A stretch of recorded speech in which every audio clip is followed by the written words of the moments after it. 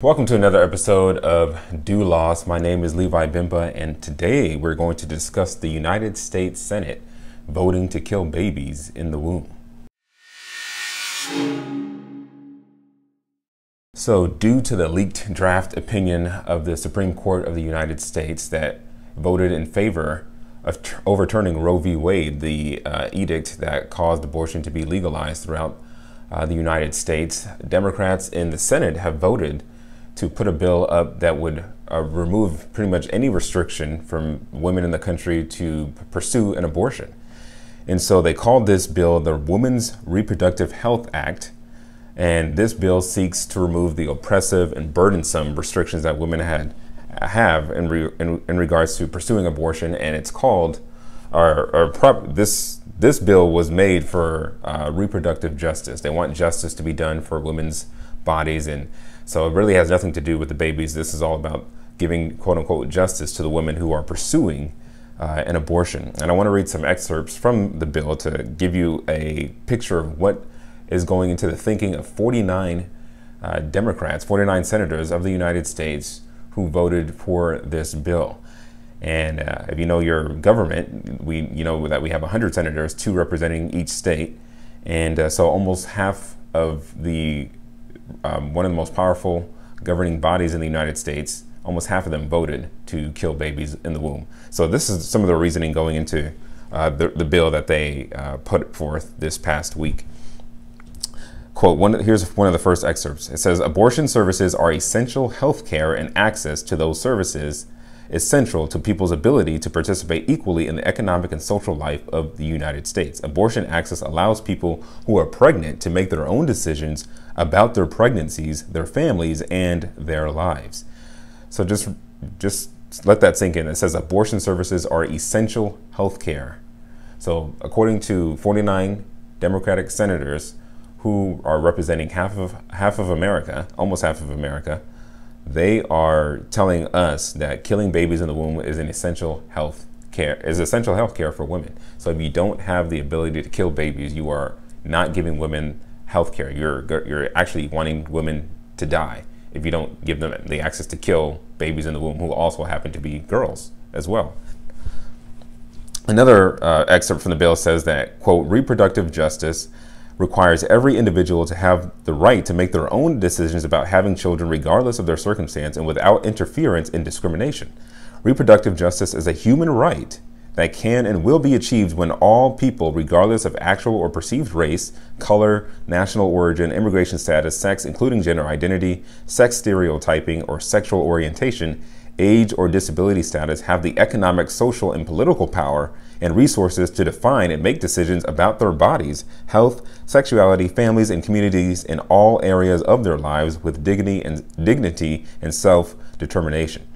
And so they want to give every individual the right to bring children into the world regardless of circumstance. So it really has nothing to do with being raped, has nothing to do with incest like they like to talk about regarding this issue, when we all know that has very little to do with abortions. Majority of abortions, almost 100% of them, are for convenience or for just the woman's desire to have one, and they don't care about the consequences to the baby itself. They just want to get free from the responsibility of taking care for this child. And this is a form of reproductive justice, as this bill is saying.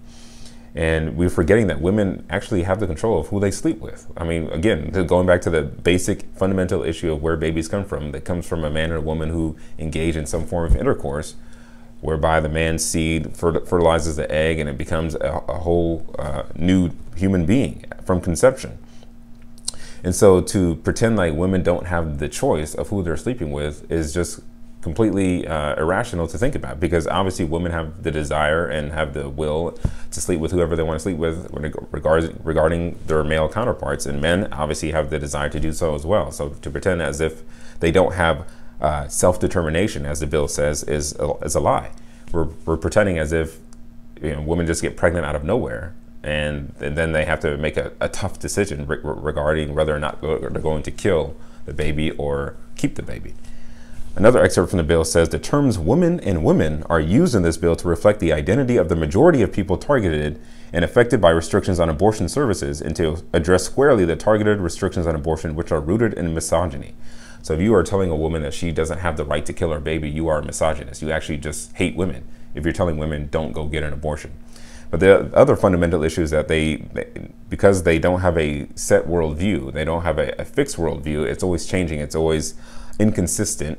They now have to kind of redefine women and try to incorporate women that are not actually women. And it goes on to say that this act is intended to protect all people with the capacity for pregnancy.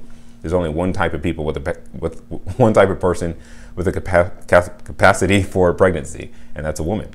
Men can't get pregnant. Men can't have menstrual cycles, even though that's what we're being told by the elites within academia. But this act says this act is intended to protect all people with the capacity for pregnancy: cisgender women, which is just a natural woman, natural born women; transgender men, which is a woman who thinks that she's a man or is trying to be a man; non-binary individuals, just again a woman who doesn't want to tell herself that she's a woman or a male. So I don't know what they are. And those who identify with a different gender, and others. So all these different titles is just regarding women, natural born women who have eggs, who have a uterus, who have a womb. All of these different titles are just women that God has ordained to be women for the sake of bringing children into the world. Or if God wasn't giving them children, then it was just for the sake of teaching other women how to love their children, love their husbands, as we talked about, as it says in the New Testament. And the bill says that these people are unjustly harmed by restrictions on abortion services. So again, just so we're clear, abortion is killing a baby, sometimes by slitting the back of its throat, or sometimes by sticking a knife into its head and sucking out its brain, or sometimes it's cutting up a baby or pulling it out piece by piece. So this bill is trying to not bring unjust harm on the women who are going to bring their children to the slaughter for the most part. So it continues and it says, many abortion-specific restrictions do not confer any health or safety benefits other than the health and safety of the baby who is going to be murdered. Instead, these restrictions have the purpose and effect of unduly burdening people's personal and private medical decisions to end their pregnancies by making access to abortion services more difficult, invasive, and costly, often forcing people to travel significant distances and make multiple unnecessary visits to the provider, and in some cases foreclosing the option altogether. I mean, the way it's written, it's making the women sound like she's the victim of these abortion restrictions that are just causing them to be burdened, and they're making it so difficult and invasive and costly, and it's impeding on privacy because these women want to go kill their babies. And so people who care about the babies that are being killed shouldn't have a say in the matter, because you're just bringing more burden, more stress, and making it difficult for them to go kill their children. And this is what the bill's trying to stop from happening. This bill is designed to make abortion easy. It's to make abortion without any kind of barrier. And they want it to be easy and as simple as going to take a pill. They don't want you to have any restrictions on the women who are trying to go kill their babies, and the men, again, who are involved in this process and knowingly are engaged in driving their girlfriends, their wives, their mothers, whoever to go have an abortion. And so this bill went on to say that it wants to remove restrictions for seeking advice from a facility that doesn't provide abortion. So some states have made a law where you have to go to a different facility that doesn't provide an abortion for some kind of advice, some kind of counseling before you go pursue an abortion. And they want to remove that restriction. They don't even want you to get any kind of teaching, any kind of explanation from the other side regarding why it may be a better idea to keep the baby or try to deliver the baby, give the baby up for adoption, or some other course of action other than just killing the baby and moving on with your life. They don't want you to go to even question or even talk to somebody else who doesn't provide abortions at a different facility. They also want to remove restrictions on abortions that have a viable fetus if the woman's life and health are in danger, but it's never defined exactly a woman's health or life in the bill. It's not really defined what does that mean, because that health could mean it's going to be undue mental stress on a woman because you have to bring a child into the world and take care of it. And so they don't really delineate or really define what they mean by women's life and health are in danger. So that's really open to interpretation. And even in the bill, it says that this bill should be construed by different courts, by the courts that it can be open to the most liberal interpretation of what it means regarding the acts or the edicts in this bill. The bill also talks about how it wants to remove restrictions on providing a reason for abortion. So that really strikes at the conscience of the issue, where a woman is going in and says, I want to have an abortion. The doctor would ask her, why do you want to do this? Or the counselor there is asking her, why do you want to do this? They want to make, they voted on this bill to make it where a woman does not even have to provide a reason. She just goes to the doctor or to the abortion provider, the baby murderer, and says, I want to kill this baby. And the baby murderer doesn't even have to ask her why she wants to do it. The baby murderer just has to do it and does it, and no questions asked. You go in, you kill the baby, you leave, and go to lunch. Pretty much is what the process is designed to do. That's what the bill is designed to do. And finally, in this bill, I wanted to read one more quote where it says, "Nothing in this act shall be construed to authorize any government to interfere with a person's ability to terminate a pregnancy, to diminish in any way, negatively affect a person's, or to diminish or in any way negatively to affect a person's constitutional right to terminate a pregnancy, or to displace any remedy for violations of the constitutional right to terminate a pregnancy." So first of all, it says it doesn't want any government to interfere with a person's ability to kill their baby. So no government, no state government, no local government, no county, city, any level of government, they want to remove anything that would seek to take away the woman's right to kill the baby. And even further than that, it says they don't even want any kind of diminishing or negative effect on the person's constitutional right to terminate a pregnancy. So they don't want any kind of contradiction to what is going on regarding killing the baby. And then thirdly, they don't want anything to displace or any other violations that could come against this right to a pregnancy. So they are just trying to completely remove anything that would seek to discourage or to diminish or to even make a woman think about what she's doing when she's going to kill this baby. And I think, and you see this kind of reaction because of the anger people have and wanting to protect this sacred right that they think is sacred to them. I mean, the fact that they want to kill babies, and it's risen to the level of this is a right, this is a human right, this is a good thing for us to have, to kill babies. It shows that I think God's judgment really is on display in the minds and hearts of not just Americans, but of many people around the world who are in agreement with this kind of thinking. So Hugo Gurdon wrote an article regarding the anger of Democrats and people who really are in alignment with them regarding the murder of babies and their so-called right to kill babies. And he writes an article titled "The Unbearable Rightness of Being a Democrat." And some of the excerpts from the article, he says, "Top Democrats keep emailing me to tell me how angry they are. They're asking for money, and people apparently donate more if those seeking handouts are in a rage. I mentioned recently that House Speaker Nancy Pelosi asked me for support on the grounds that she was made sick to her stomach by originalist Supreme Court justices moving to overturn the constitutional right to abortion." He goes on to say, on the left, anger is seen as self-justifying. Fury is its own excuse. If you're throwing a fit, you must be right. Rage or nausea make your argument unassailable. So he's making the case that on the left side of the political aisle, and I think just naturally born sinners, as soon as somebody confronts you in your sin or confronts you doing something that you hold as sacred, even though it's sinful, you're going to get angry. And you think that you're getting angry, you're lashing out at the person is really justifying your reaction, is really justifying your sin. Because you're so angry, you're so upset that you're not going to give really clear, rational reasons for what you're doing. But the fact that somebody's even confronting you is making you upset, and that thereby it justifies your anger and your rage. He goes on to say, this exactly fits Alan Bloom's landmark 1987 analysis, The Closing of the American Mind. He saw that university leftism was dragging America into a sort of anti-rational imbecility that displaced reason with emotion. And he noted that civilization, or to say the same thing, education, is the taming of the soul's raw passions. He added, indignation or rage was a vivid passion characterizing those in the grip of a new moral experience. So instead of engaging in adult thinking, instead of engaging in rational, reasonable conversation and defense of what you're doing, you just engage in emotion. You engage in rage and anger, and not even wanting to hear the other side of the argument, which the Bible talks about how if you already answer a matter before you hear it, it's folly and shame unto you. And so this is a natural bend of people who don't want to retain God in their knowledge. You don't want to accept the truth of what the baby is inside of them. He goes on to write, these passionate militants graduated to run the Democratic Party and send me fundraising emails. There is an adamantine chain of causation between their emotional preening and the urge to violence that recently produced the firebombing of a pro-life, anti-abortion organization's headquarters in Wisconsin. If you're a left-winger, you can lob Molotov cocktails at people whose opinions you dislike and feel self-righteous about it. And this is true regarding all of us, because anger is a natural response of man to hearing truth that condemns his sin. That's what we do when somebody confronts us in our sin.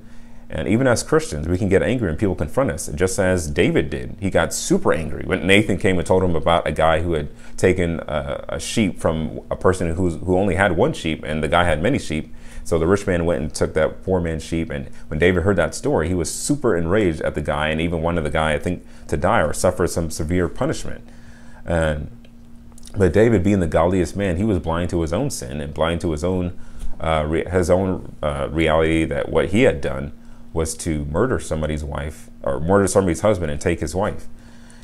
We see another example of this in the New Testament when Stephen, one of the early church evangelists, was preaching and trying to convert and trying to just live out the gospel as he has been saved, and he was given the ability to do miracles and preach the gospel, and many were coming to faith. And the religious leaders attacked him and arrested him and told him to stand trial for what he had done. And he gave a summary of the history of Israel regarding Abraham and all the way to Solomon. And he ends with this scathing rebuke in Acts chapter 7, where he says, ye stiff-necked and uncircumcised in heart and ears, you do always resist the Holy Ghost, as your fathers did, so do ye. Which of the prophets have not your fathers persecuted? And they have slain them which showed before of the coming of the just one, of whom ye have now been the betrayers and murderers, who have received the law by the disposition of angels and have not kept it. And listen to the response as he attacks their sin for refusing to acknowledge Jesus as Messiah, and even going so far as to kill him and to persecute his followers. This is the response. When they heard these things, they were cut to the heart, and they gnashed on him with their teeth. But he, being full of the Holy Ghost, looked up steadfastly into heaven and saw the glory of God and Jesus standing on the right hand of God, and said, behold, I see the heavens opened and the Son of Man standing on the right hand of God. Then they cried out with a loud voice and stopped their ears and ran upon him with one accord and cast him out of the city and stoned him. And this is what happens when you confront sinners in their sin. This is what is going on in our culture right now with all the protests going on regarding the quote-unquote right to kill babies in the womb. They don't even want to hear anybody confronting their sin. They don't want to hear anybody talking about how it's evil, how it's wrong in the eyes of God to kill a baby within the womb. They don't even want to see the signs that are showing what an aborted baby looks like, what a child who was made in the image of God, who has just been desecrated and murdered and completely, whether having their brains sucked out of their head or having their body pulled out limb from limb.